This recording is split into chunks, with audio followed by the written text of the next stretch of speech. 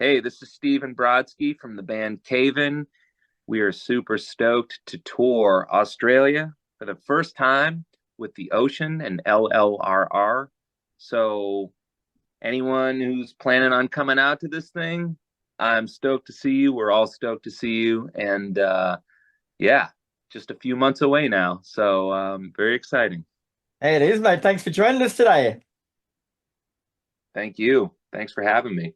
No worries. I think you should maybe check your calendar a bit though, mate, because it's not a couple of months away. It's only about less than 3 weeks. What? April, it just starts. Oh no, June. It's June.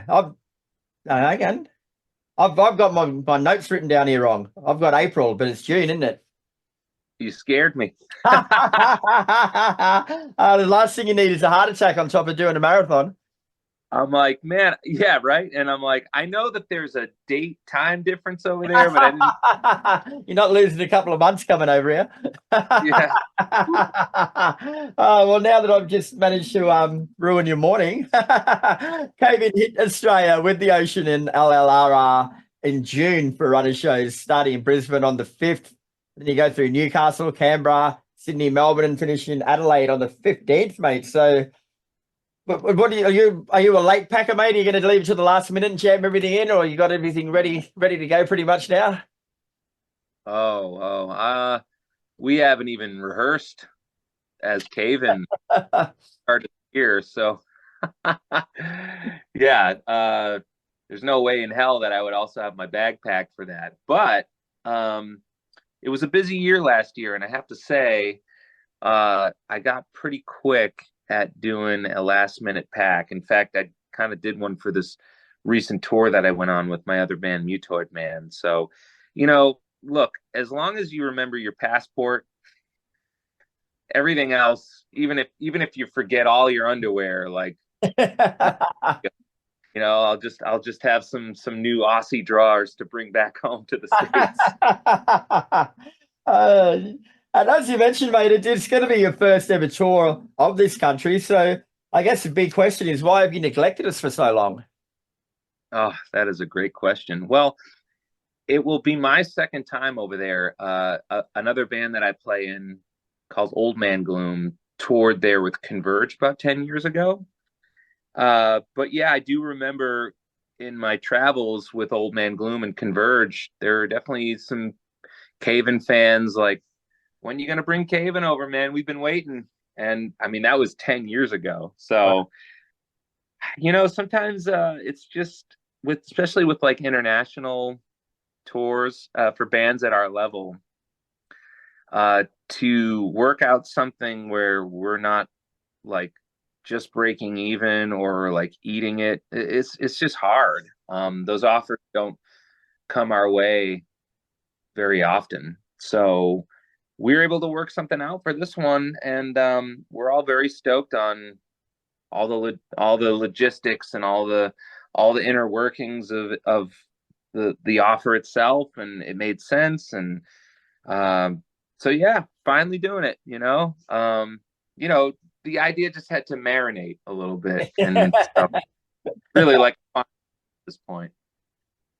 What I want to know at this stage, mate, is how are you remembering all the names of these bands that you're in? Like, we're only two questions in and you're already one ahead with bands. I have the hardest time keeping track. I really do. Um, don't even want to talk about scheduling or looking at a calendar. Like that just makes my eyes go cross-eyed sometimes. But yeah, but also playing in different bands and kind of mixing it up with different people. It's good for the mind, I think. And we don't get sick of each other as quickly. And like you say, you've been to Australia before, mate, but for the rest of the band as a whole, who's it's going to be their first time touring here, like, do you do a bit of research on the place first? Like, do you talk to people that have been here before and ask them what to expect, or do you just come out here and wing it and see what happens? A little of both. Um, yeah, I might, you know, well, you got to research like what the temperature is going to be like and the weather. Because last time I went, I left. it was in the winter here, so it was like full blown summer in Australia. And at the time, I was really into watching Downton Abbey. Remember that show? Yeah. So everyone in Downton Abbey is like rolling with these baller pajamas, and I was like, I'm gonna get some baller pajamas. So I got these really nice, like 100% cotton pajamas, not just bottoms, but I got like a button down top. And I thought I was super cool with my new Downton Abbey pajamas, and I packed those. And I get to Australia, and it's like fucking, triple digit temperatures, and I've got my pajamas on. I'm determined to wear them because I brought them all the way across the pond. But I'm like sweating my ass off, and I'm like, all right, I just had to give up the pajamas. Unfortunately, I gave them a shot, but it was like the probably the stupidest thing I could have packed for a trip like.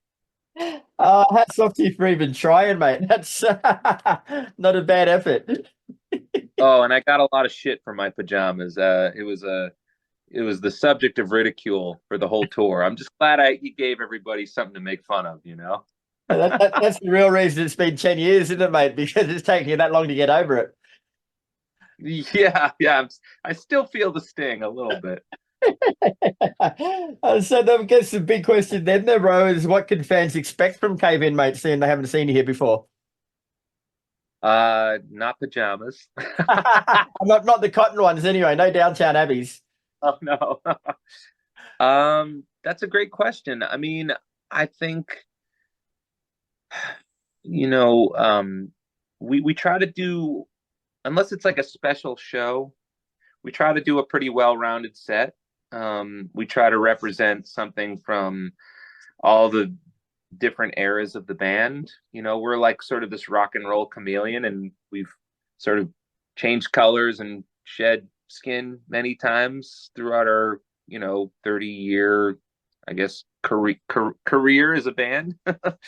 And yeah, so it really depends on how long we have to play. Like, I don't even know what our set length is. So but it's going to be all killer, no filler. We're only going to bring the best for our first time in Australia, and definitely stuff from the new record. So if you don't know Heavy Pendulum, you better start brushing up on that now.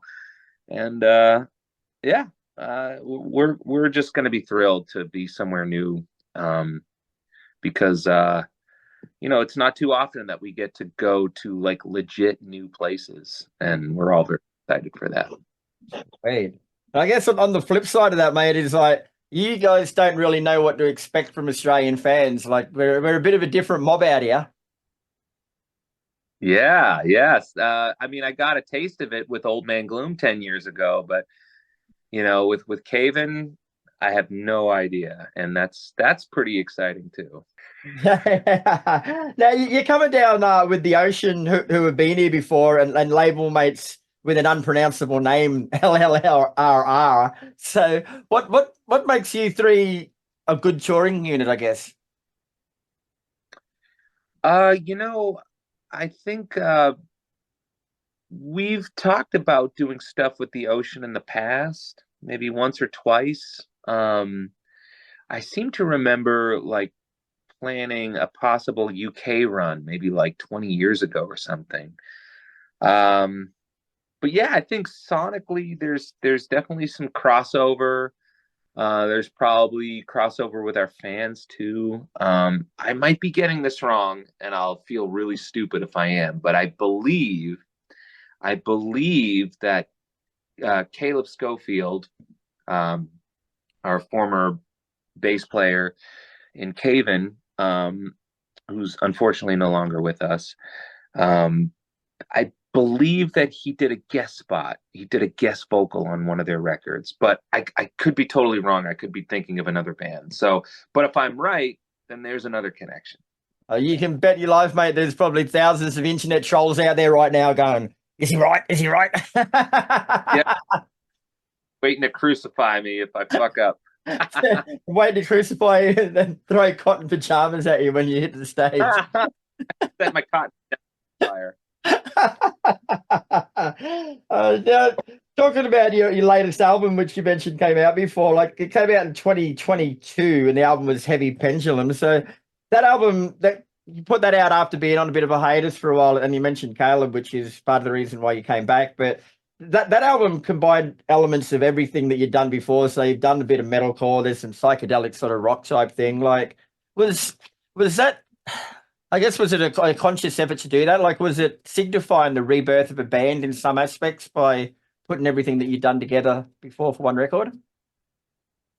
Yeah, there's probably some of that idea going on moving forward, getting into the whole sort of psyche of why we're doing the band, the fact that we can still do it, which is crazy, but a lot of it has to do with Nate Newton, being able and willing to join the band and to be part of the creative process and to really throw himself into it. So yeah, all that plays into it. We also had done quite a bit of touring before we started writing the record. So like, like I was saying earlier, like when we go out and play shows, unless it's something like a special show, we try to sort of pull from different areas of the band and represent it in our set. And so all that was like fresh in our minds when we started writing. Like we were very much in touch with like the best of, all the different eras of Caven. And so, when we went into writing new stuff, um, it was easy to like draw upon our own influence, so to speak, like to rip ourselves off. You know? You want to put it that way? Yeah, sure. I mean, there's no better person to rip off than yourself, really. That's the quote of the year, mate. I'm going to remember that one. All right, Stephen, I'd love to keep chatting, mate, but our time together has come to an end. But Cave-In will be hitting Australia in June, not in April, so you can go back to bed for a bit. But looking forward to seeing you, mate. I'll pop along to the Brisbane show and say hello. Oh, please do, Kris. Thanks for your time, and we'll see you all very soon.